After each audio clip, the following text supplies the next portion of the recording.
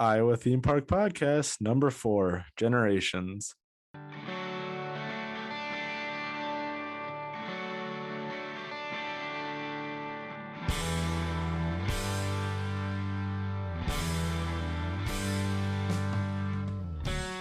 It's time for the Iowa Theme Park Podcast with your hosts, Nick McMahon and Jack Sailsbury. In this episode, we will discuss 4 different generations of park guests. Welcome to the Iowa Theme Park Podcast. I'm Nick McMahon. And I'm Jack Sailsbury. Today we're going to talk about 4 generations of theme park guests at Adventureland. We have a few guests with us today. Mike McMahon, my son. Hello.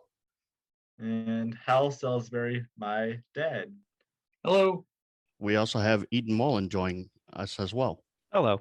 So I'll go ahead and start. Basically, the goal of today's podcast is to chat about growing up at the park, things like that. You know, I grew up going to the park in the 90s. A lot of things that I remember. I remember the classic log ride. I remember Space Shop being installed. You know, it was also the first roller coaster I ever rode was a Super Screamer, and I fell in love. I was so scared of it when I first started, and I fell in love with it after riding it the first time and got the guts to try the Dragon, and I was hooked ever since. It was the first looping roller coaster I ever rode in my life, and I've been hooked ever since, you know. And I just remember going to the park, staying there all day long. It would get dark and the lights would be fantastic like they are today. They're better today than they ever were, just because of all of the changes in technology with LED lighting and things like that. Well, my dad is nearing dinosaur age, so he was there when the park was opened. Do you want to talk about that a little? Oh, it was. I can't remember for sure if it was the first year they were open. They went, but I know for sure that the second full season they were open. My parents took us a couple times, and the big thing then was you paid one price to ride all the rides all day long. Up until then, if you went to a carnival or something, you paid for each ride you went on. And so this was just a whole new concept. One price, and you could ride as many times as you want all day long. Amazing thing about that is it's still that way today, you know. Well, and that's just so common now. It's kind of hard to think. I mean, so Mall of America, you pay for individual rides, and at like carnivals, of course. But other than that, I can't think of any permanent theme parks just off the top of my head that charge per ride. It's all one price for everything. Not that Adventureland like pioneered that or anything, but it was definitely just shocking to see at that time. So, Hal, what are some of the things you remember growing up at the park? Obviously, Tornado was one of the first major attractions at the park. You have any real fond memories of the park growing up there? I remember the roller coaster that was where the Ferris wheel is now. Der Flitzer. And that was so fun because the cars, when you go down, the trains would go behind the scenes. There was if you've seen pictures of it, there's like a city or a mountainscape there, and the cars would go back behind it and come out a different place in the scene. I remember going in there. There was no lap bars or anything or seat belts. You would just sit in the car and away you would go. And same thing on the Tornado. There's no seat belts. You sat down and a bar came down and off you went. But it was just so thrilling as a kid to go on those rides, and we get off and just run around and get right back in line again. We just go over and over again, and being able to drive cars by yourself, even though it was on a track, you know, they had the cars that you could drive. That was a big thrill that you were driving an automobile by yourself. And the bumper cars were always a favorite. My brothers and I, we'd get in there and we would just smash into each other, or we'd gang up on someone else in the car, someone else on the ride, and we would try and spin them around. And man, we just had hours and hours of fun going there. So we're kind of neglecting our other guest, Eden.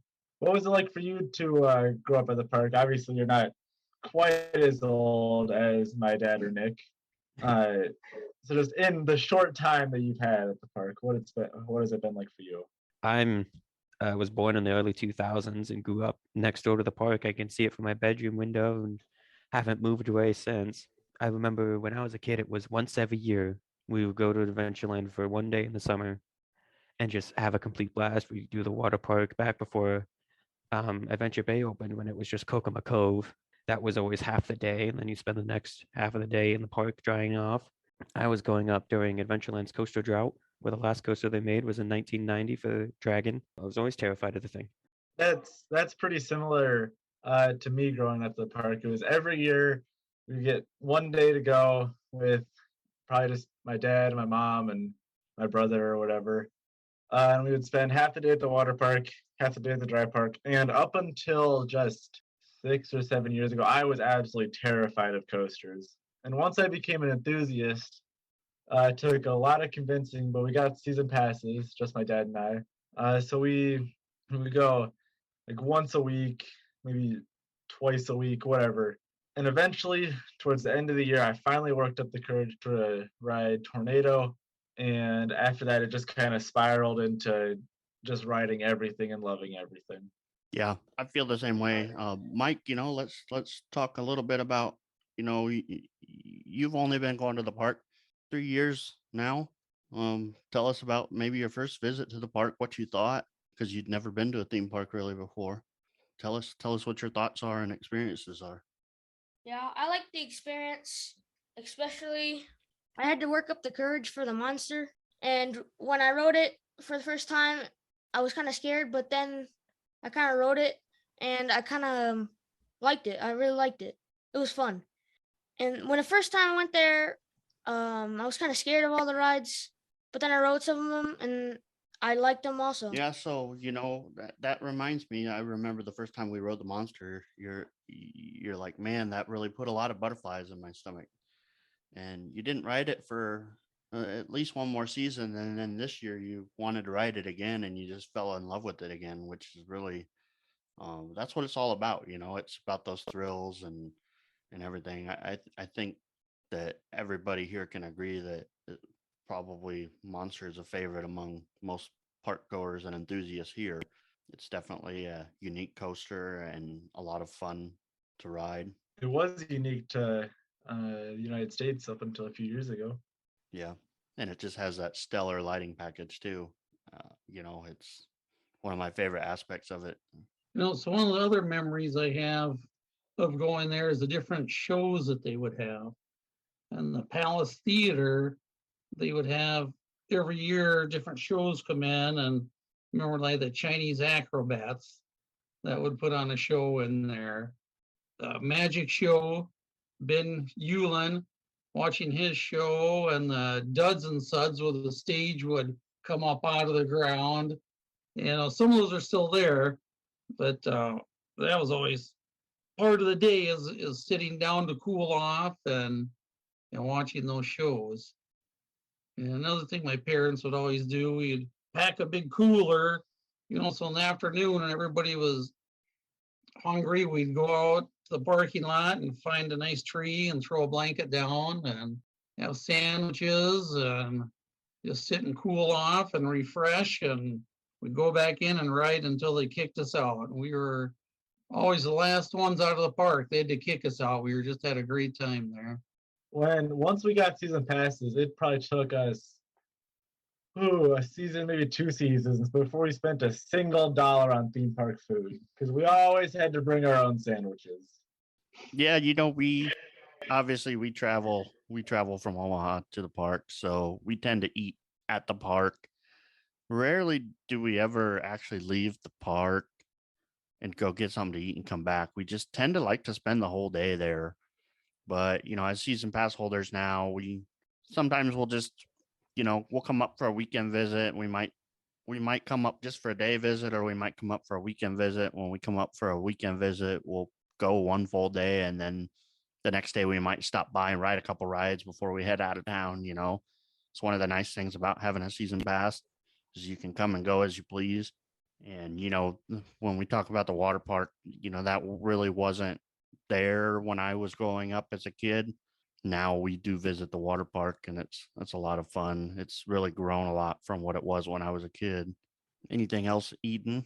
I liked how you talked about, the different foods that you would usually take in from away when you were coming in from far away, whether or not you ate at the park or not, because I went the route that most people take here in Central Iowa as their first job being Adventureland. I remember sitting in Gary Potter Cooper's office back when he was head of HR and got put in front gate. One of the big rules in front gate when you're checking bags is you cannot bring in food. People would always ask, where should we eat? Should we eat in the park? Should we eat somewhere else? And we always had to explain, well, there's plenty of food options here. And then we point towards McDonald's across the street, and there's plenty of food options over there. Growing up by Adventureland really does put Adventureland on your map. When I first got employed there, I spent every day there, including my off days. I would work underneath child labor laws, so like 9 to 4 o'clock every day. It really wasn't that much. Felt like a school day to me. 15-year-old me. After I would leave from work, I'd bring in my clothes that I bought for the day, normal street clothes, and would go into the park for the rest of the day as a guest.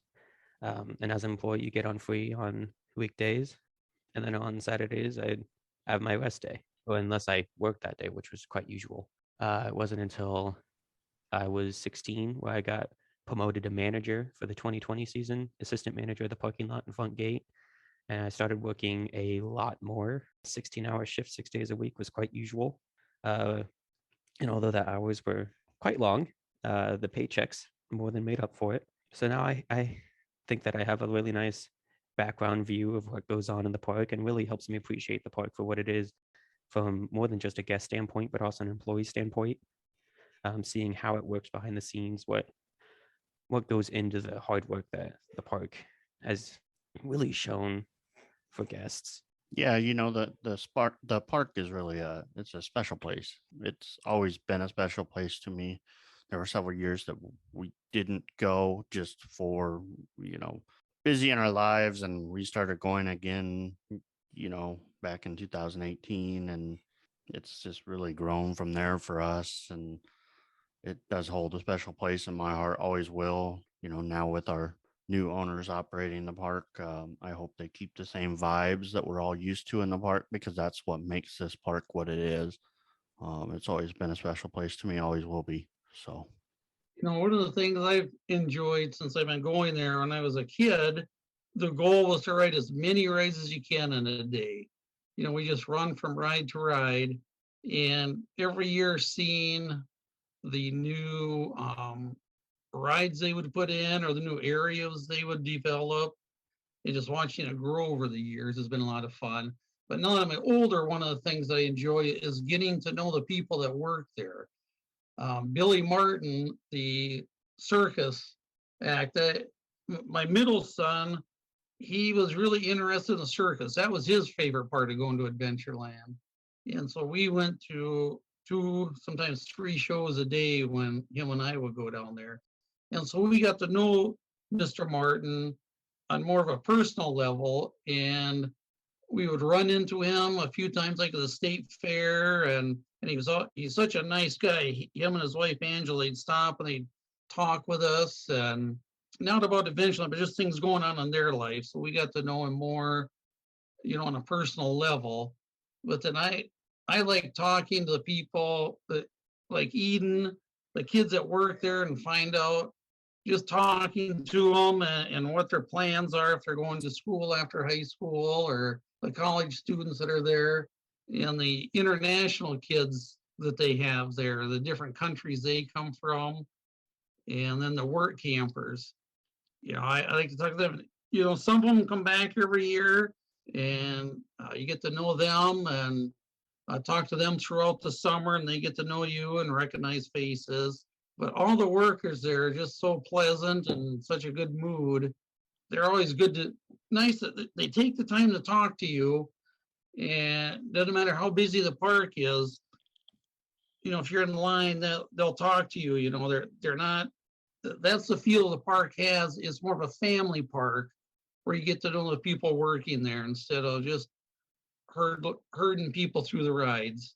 I 100% agree. They're personable, and And I think that speaks to the Krantz family. I constantly hear how well they took care of their employees, and I think that gives those employees the motivation to really love their jobs because they worked for a fantastic company and they work for a place that values them. Yeah, and talking to employees, that's what they always said, how well the management and the Krantz family treated them. That's a consistent theme I heard talking to everyone there. It was a really nice surprise when I first worked there, seeing how well management helped you out with your job. It wasn't just you're on your own, have fun. We'll give you a paycheck if you do the work. They were actively very good at, helping their employees do what they need to do, training their employees to do what they need to do. It was very pleasant as your first job, getting to know how the workforce worked, and especially the work campers. Talking to the work campers they always had incredible stories to tell. These are people who have traveled the country for their work and would still settle in the summer months at Adventureland. And it's just incredible to talk to these people with their stories that they have. I've had a woman in guest information who would always work in that one area. And I absolutely love talking to her because she had spent her life in Mexico and Texas, all these other states, but would always end up back at Adventureland for the summer months, selling strollers and taking guest complaints. But it made me happy to work with her because it was just fun to listen to. You would want to talk to these people because of their experiences and their stories that they had to tell. Of course, I have stories to tell from my years of working at Adventureland, but they don't even stack up to how these work campers and other experiences that they have had. That's great. Well, does anybody else have anything they want to talk about? Mike? Nope. Jack? I got nothing. Okay. Well, thank you again, everyone, for tuning in to the 4th episode of the Iowa Theme Park Podcast. Be sure to check us out on Facebook, Iowa Theme Park Enthusiast. Be sure to check out our Twitter feed and follow our podcast on Spotify. Thank you for tuning in to the Iowa Theme Park Podcast. Be sure to follow us on Facebook, Twitter, and YouTube for updates on future episodes about Iowa's theme parks. Comment and let us know what you would like to hear on future episodes.